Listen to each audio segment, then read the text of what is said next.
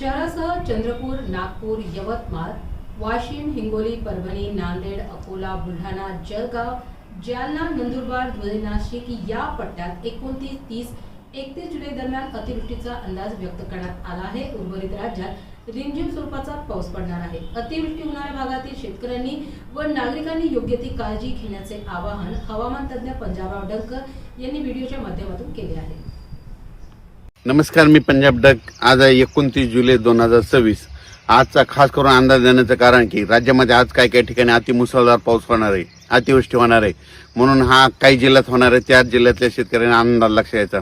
सगळ्यात महत्त्वाचा मुसळधार कुठं पाऊस पडणार आहे तर सगळ्यात महत्त्वाचं चंद्रपूर जिल्हा, नागपूर जिल्हा, भंडारा जिल्हा, गोंदिया जिल्हा, यवतमाळ जिल्हा, वाशिम जिल्हा, त्याच्यानंतर हिंगोली जिल्हा, त्याच्यानंतर परभणी जिल्हा, नांदेड जिल्हा, त्याच्यानंतर इकडं अमरावती, अकोला, बुलढाणा, त्याच्यानंतर जळगाव, संभाजीनगर, जालना, नंदुरबार, धुळे, मालेगाव, नाशिक आणि ह्या पट्ट्यामध्ये काय होणार आहे 29, 30, 31च्या दरम्यान काही ठिकाणी अतिमुसळधार पडणार आहे, काही ठिकाणी अतिवृष्टी होणार आहे, म्हणून हा अंदाज लक्षात यायचा। जिल्ह्यात सर्वत्र नाही पडणार, पण काही भागामध्ये, जिल्ह्यातल्या काही भागामध्ये अतिवृष्टी होणार आहे, म्हणून हा अंदाज सर्व शेतकऱ्यांना लक्षात यायचा। उर्वरित राज्यामध्ये बीड जिल्हा झालं, लातूर जिल्हा झालं, धाराशिव जिल्हा झालं, सोलापूर जिल्हा झालं, अहिल्यानगर झालं, ह्या जिल्ह्यामध्ये म्हणजे इकडं पाऊस पडत, मुसळधार पाऊस पडत असल्यामुळे तिकडं रिमझिम पाऊस पडणार आहे, म्हणून हा अंदाज त्या शेतकऱ्यांनी लक्षात यायचा। राज्यात पश्चिम महाराष्ट्रात सरी राहतील, म्हणून हे देखील अंदाज लक्षात यायचा। कोकणपट्टी घाटमाथ्यावरला पाऊस तसा चालू राहील, म्हणून हे देखील लक्षात यायचा। पण काही ठिकाणी अतिवृष्टी होणार आहे, त्याच्यामध्ये सगळ्या सांगतो की त्या शेतकऱ्यांनी स्वतःची काळजी घ्यायची। विजेच्या कडकडासह पाऊस पडणार आहे, म्हणून हा अंदाज लक्षात यायचा। चंद्रपूर जिल्ह्यातल्या शेतकऱ्यांनी अंदाज लक्षात यायचा, तिकडे मुसळधार, अतिमुसळधार त्या जिल्ह्यात काही ठिकाणी होणार आहे, म्हणून लक्षात यायचं। यवतमाळ जिल्ह्यात पुसद, वाशिम त्या पट्ट्यामध्ये हिंगोलीकडं तिकडे अतिमुसळधार पाऊस पडणार आहे।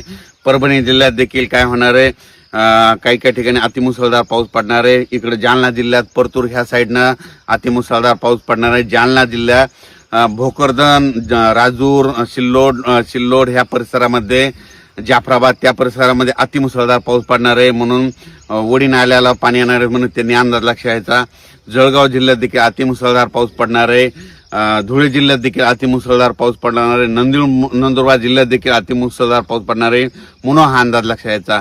पण ह्या पट्ट्यामध्ये एक कमी दाबाचा पट्टा जात असल्यामुळं ह्या पट्ट्यात अतिमुसळधार, काही ठिकाणी मुसळधार, कुठं शेतातून पाणी निघणारा पाऊस पडणार आहे, म्हणून काय होणार आहे इकडे परत सांगतो की बीड जिल्हा, लातूर जिल्हा, धाराशिव जिल्हा, सोलापूर जिल्हा, अहिल्यानगर तिकडं मात्र रिमझिम पाऊस राहणार आहे, म्हणून हा अंदाज शेतकऱ्यांनी लक्षात घ्यायचा। कोल्हापूर, सांगली, जत, इकडं पुणे तिकडं मात्र सरी चालू राहतील, म्हणून हे अंदाज लक्षात यायचा। कर्नाटकमध्ये देखील पाऊस पडणार आहे, म्हणून लक्षात यायचा।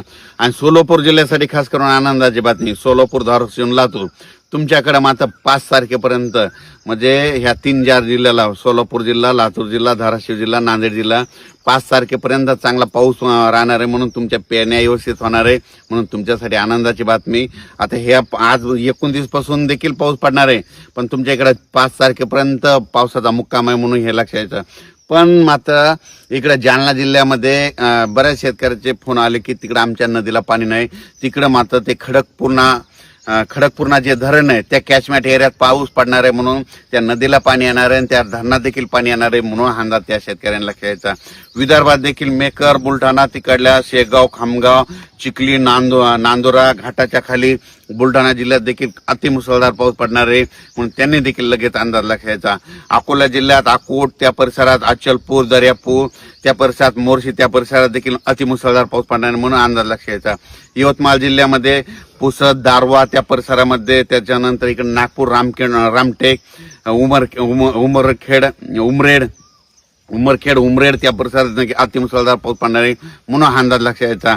त्याच्यामध्ये राज्यात मात्र एक कमी दाबाचा पट्टा काय होणार आहे, मध्य प्रदेश आणि महाराष्ट्राच्या बाउंड्रीवर जात असल्यामुळं ह्या जिल्ह्यामध्ये अतिमुसळधार पाऊस पडणार आहे, त्याच्यामुळं इकडल्या बाकीच्या जिल्ह्यामध्ये रिमझिम पाऊस राहील। पण हे जे जिल्ह्याचे नाव सांगितले जवळपास 18-19 जिल्हे, तिथं मात्र अतिमुसळधार पाऊस पडणार आहे, म्हणून अंदाज लक्षात यायचा।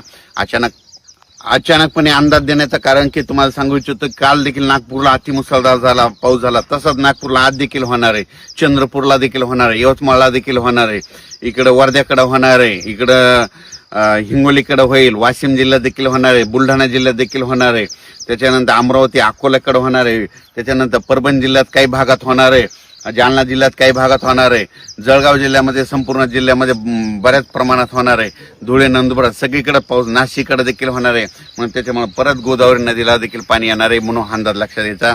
हे जे म्हणजे ज्या नदी नाल्याला पाणी आलं नव्हतं ह्या पावसात त्या भागात पाऊस येणार आहे म्हणून हा अंदाज लक्षात द्यायचा.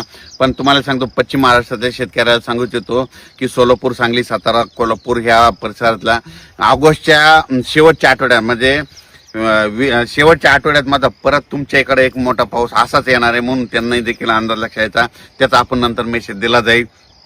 आठवड्याची ताण भागवणारं जे जायकवाडी धरण आहे ते जवळपास ह्या म्हणजे 5 ऑगस्ट पर्यंत 70% 70च्या पुढे जाईल म्हणून त्यांनी देखील हे लक्षात घ्यायचं. कोयना धरण देखील भरलं, त्याच्यानंतर